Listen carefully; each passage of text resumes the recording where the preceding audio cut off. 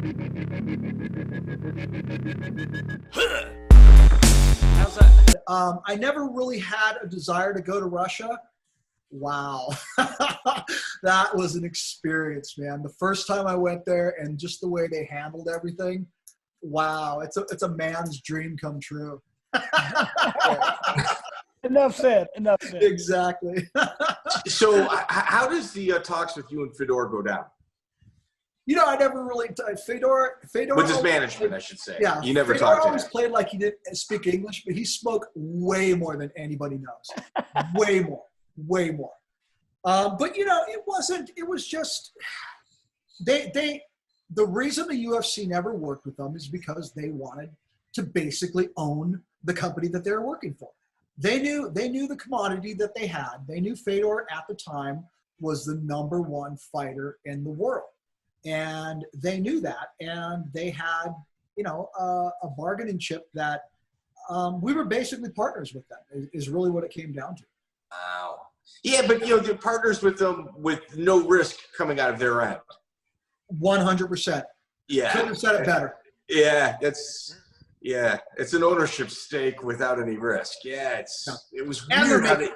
And they're making all their money, so they're making, you know, they're not only no risk, but they're getting paid too.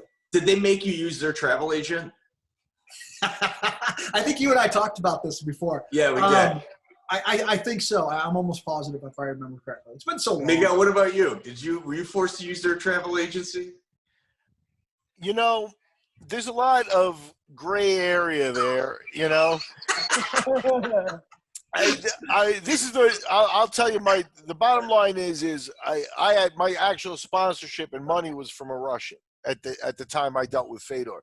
So there's some type of circle there where Fedor handled the negotiations with the boss. Vadim handled negotiations with the boss there. And I was given certain parameters. I was told he was going to make $500,000 for the fight. I was told that I signed the contract, right? So I guess if he's got to sue somebody for it, it was going to be me. But, good luck. But the point is his opponent had to make less, and that was the deal. So I figured I'd pay him the same, and I think they actually bumped him to $500,001 because he wanted to make more. That was about the only thing. And then the idea was that he would have a reasonable or a relatively showcase opponent. The first negotiation I had with him was for Randy Couture, and that was for a lot more money. Couture signed with the UFC, wasn't available. So I fell back to Lindland, and that's where, you know, at some point they came up to me and they were mad because Lindland was not the opponent. You know, they realized he was not the opponent. I tried to slip one on them. And you know, that was it. But then, you know, we get to Russia and everything went their way. So oddly enough. So Tom, what was the vetting process like in regards to getting all the Russians over with you in your organization?